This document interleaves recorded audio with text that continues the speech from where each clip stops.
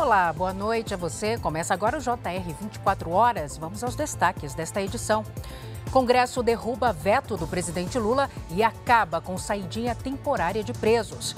Câmara dos Deputados aprova a proposta de taxar em 20% compras de até $50 em sites do exterior.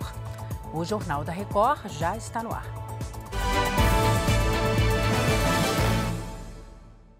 Oferecimento: Bradesco, eleito o melhor banco para investir.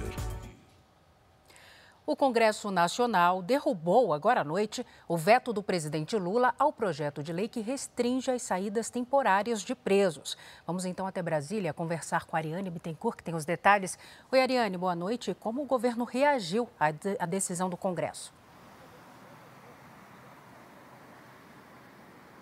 Boa noite, Salsi. A derrubada desse veto já era esperada pela base governista, já que a proposta que acaba com as chamadas saidinhas em datas comemorativas foi aprovada por ampla maioria, tanto na Câmara quanto no Senado. A saída temporária prevista na Lei de Execuções Penais se aplicava à maioria dos condenados em regime semiaberto que tivessem cumprido pelo menos um quarto da pena. Pela nova lei, a continuidade do benefício só vai ser possível para estudar ou trabalhar com carteira assinada e apenas para os presos do regime semiaberto que não tenham cometido crimes hediondos, violentos ou mediante grave ameaça. Para a maioria dos parlamentares, os detentos se aproveitavam desse benefício para que pudessem fugir da cadeia e cometer outros crimes. Salsi. Obrigada, Ariane, pelos detalhes. A Câmara dos Deputados aprovou agora à noite o fim da isenção de impostos federais para compras de até $50 em sites do exterior. Após um acordo, a taxa ficou definida em 20%. O assunto vai ser analisado no Senado. Um levantamento feito pelo Instituto para o Desenvolvimento do Varejo apontou que sites estrangeiros disponibilizam produtos de comercialização proibida aqui no Brasil. Essas plataformas também estariam burlando regras para sonegar impostos. Comprar um pé de sapato num dia e o outro depois. Essa é uma das estratégias das plataformas estrangeiras para driblar a Receita Federal e não pagar imposto de importação, aplicado em compras acima de $50, o equivalente a R$ 258.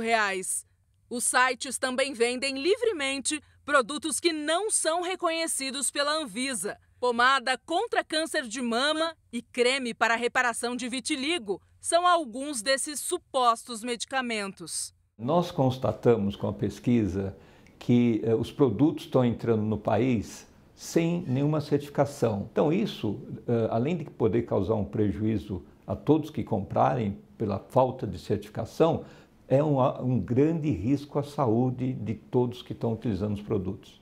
Segundo o levantamento do Instituto para o Desenvolvimento do Varejo, muitos produtos comercializados pelas plataformas estrangeiras entraram no Brasil sem o pagamento do imposto de importação.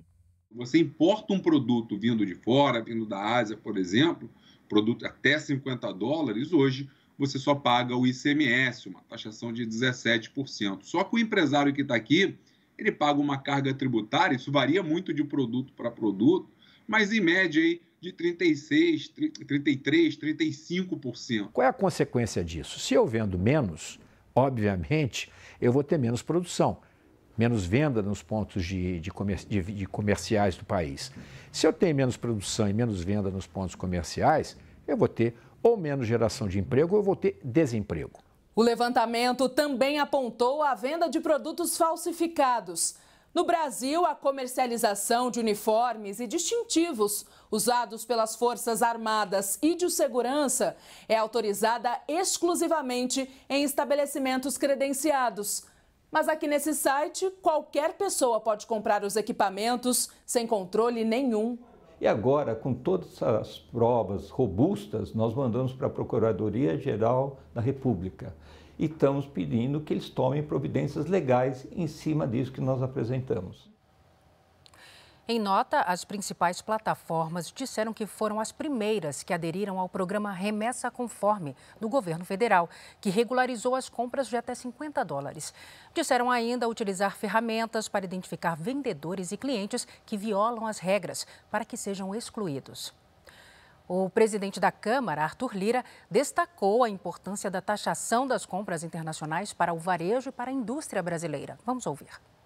O que foi trazido pelo Congresso Nacional e costurado um acordo durante todos esses dias é a luta por uma regulamentação justa para todos os setores de varejo, indústrias nacionais, manutenção do emprego do brasileiro, que passa por essa necessidade.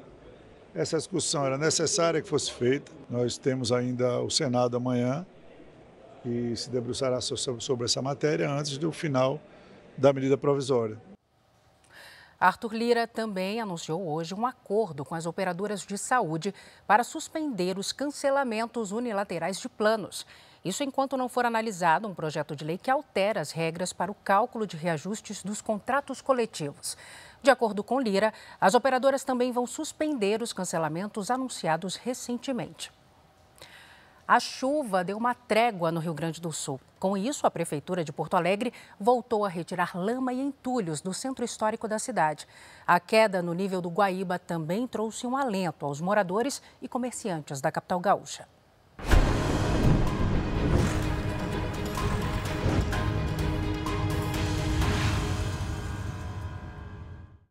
A limpeza do centro histórico de Porto Alegre começou por um prédio emblemático, o Mercado Público. O local foi inundado no início do mês. As chuvas recentes pausaram o trabalho, que foi retomado hoje. Muita coisa estragada, acredito, que é banca de comida, né? A maioria, tudo produtos coloniais. E perca de produtos materiais, assim, máquinas e tudo mais, que ficaram tudo debaixo d'água. O comércio da Ana ficou completamente destruído.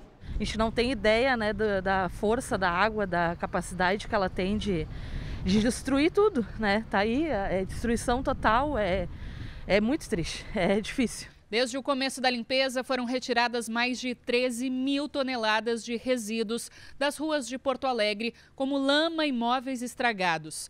Apesar de a água ter escoado em boa parte do centro histórico, ainda há áreas alagadas.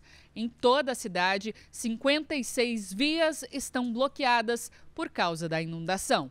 A boa notícia é que o Guaíba está na marca de 3 metros e 75 centímetros, apenas 15 centímetros acima da cota de inundação. A tendência é que o nível baixe lentamente até o fim da semana, se não voltar a chover. Enquanto Porto Alegre tenta voltar à normalidade, outras cidades gaúchas estão debaixo d'água. Em Canoas, Dona Maria e seu Roberto tiveram a casa alagada e esperaram mais de 24 horas por resgate. Todo mundo perdeu, é um desespero, não sobra nada dentro de casa. Mas eu tenho fé que um dia a gente vai conseguir tudo de novo. Alguns moradores da cidade estão ilhados. Este homem recebeu comida e água potável de uma equipe do Exército que, num veículo anfíbio, visitou as áreas atingidas. A ministra da Saúde, Nízia Trindade, também acompanhou as doações. Uma das preocupações é com a disseminação de leptospirose. O estado registrou quase 1.000 notificações de casos suspeitos da doença transmitida pelo contato com a urina de animais. 124 casos foram confirmados, 5 pessoas morreram e outros 4 óbitos estão em investigação. A comitiva do governo federal, que esteve hoje no Rio Grande do Sul, também contou com outros 6 ministros que anunciaram medidas para a reconstrução do estado. Em 3 semanas, nós já aprovamos 431 planos de trabalho só no âmbito do Ministério da Integração e Desenvolvimento Regional. 431 planos de trabalho, majoritariamente para ajuda humanitária e restabelecimento. E temos já planos de trabalho de reconstrução aprovados. E para a gente é fundamental tirar a água e ir limpando cada bairro. O primeiro lote do benefício de R$ 5.100 destinado às famílias atingidas já foi encaminhado à Caixa para o pagamento. 34.196 famílias vão receber, nesse primeiro lote, dos 5.100. Nós queremos ter 2 listas por semana, na medida que as listas forem chegando das prefeituras, elas serão disponibilizadas no site e tão logo as pessoas validem as informações sobre as famílias num prazo de no máximo 48 horas. Esse dinheiro vai estar na conta. Dados do Ministério do Trabalho apontam que o número de jovens que não estudam, não trabalham e nem estão procurando emprego aumentou 35% no primeiro trimestre do ano. Tatiane tem 24 anos e é a primeira da família a cursar faculdade. O estágio ajuda a pagar as despesas de casa e ainda contribui para ela aprender na prática a profissão que escolheu. Eu me sinto muito mais preparada, falando emocionalmente, tecnicamente e profissionalmente. Mas essa não é a realidade de todos os 34 milhões de brasileiros com idades entre 14 e 24 anos. Dados do Ministério do Trabalho mostram que de janeiro a março deste ano, 5 milhões e 400 mil jovens não trabalhavam, não estavam estudando e também não estavam procurando emprego. Alta de 35% na comparação com o primeiro trimestre de 2023. Ele é o jovem de amanhã, o profissional de amanhã que sustentaria o país em termos de produtividade. Então a gente tem que construir melhor os nossos programas de entrada para que esse jovem ganhe experiência e aí ele possa ter um futuro promissor no mercado de trabalho. Segundo o Ministério do Trabalho, durante a retomada da economia, depois da pandemia, as empresas deram preferência aos profissionais que tinham mais experiência e escolaridade. A discriminação por sexo, etnia ou raça também é um fator que ajuda a explicar a falta de perspectiva para tantos jovens. As meninas de 14 e 24, majoritariamente aquelas negras, estão com mais dificuldade de ser inseridas no mercado de trabalho e a gente precisa dar visibilidade para esse grupo para que a gente possa fazer políticas adequadas que as tragam para o convívio da sociedade e possivelmente estudando ou trabalhando. Ao todo, 6 milhões e 300 mil jovens trabalham sem registro. Terminar o ensino médio e investir na formação técnica podem ser caminhos para encontrar o primeiro emprego. A gente precisa conectar o conhecimento básico, que vem do ensino regular, com conhecimento técnico. E as escolas estão conectadas no mundo do trabalho e tem ofertas que estão conectadas com todas as novas ocupações, as possibilidades. A Gisele está confiante. Vai prestar o Enem para aumentar as possibilidades no mercado de trabalho. Eu tenho um foco de começar direito, eu tenho uma paixão, eu quero ajudar as pessoas, desejo ajudar as pessoas. Eu espero que a maioria das pessoas também não percam essa esperança, por mais difícil que seja, por mais barreiras que aconteçam. Corram atrás, não desistam. O desmatamento no Brasil diminuiu 11% no ano passado. Pela primeira vez, a região do Cerrado ultrapassou a Amazônia e se tornou o maior foco de desmatamento no país.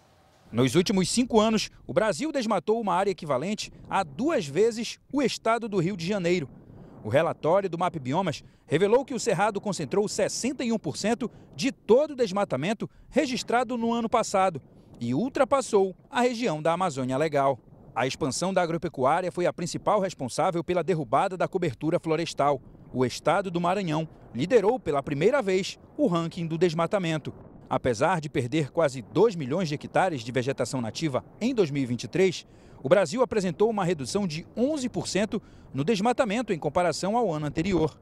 Na região amazônica, a queda passou de 60%. Isso também mudou o contexto do desmatamento. A gente tem um desmatamento hoje que está concentrado em formações, em áreas de florestas abertas ou formações savânicas, em vez de ser na floresta tropical úmida, que sempre predominou no desmatamento no Brasil. O Pará se manteve entre os 5 estados que mais desmataram em 2023, mas houve uma redução superior a 60% na devastação no estado.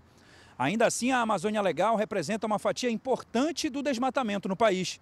Especialistas dizem que é preciso investir em novas tecnologias e fiscalizações. Ainda falta essa combinação da tecnologia com a informação que vem de imagens de satélites para que se alcance a pessoa que está causando aquela degradação em tempo recorde. O Consulado-Geral de Israel realizou uma cerimônia na noite desta terça-feira em comemoração aos 76 anos da independência do país. A celebração contou com a participação da tradicional companhia de dança Cisne Negro do coreógrafo israelense Eli Lazar. E reuniu integrantes da comunidade judaica e autoridades. Jorge Legman, de 80 anos, um dos poucos sobreviventes no Brasil dos campos de concentração nazistas, prestigiou o evento e pediu paz em Israel. É triste, mas o Estado de Israel vai sobreviver.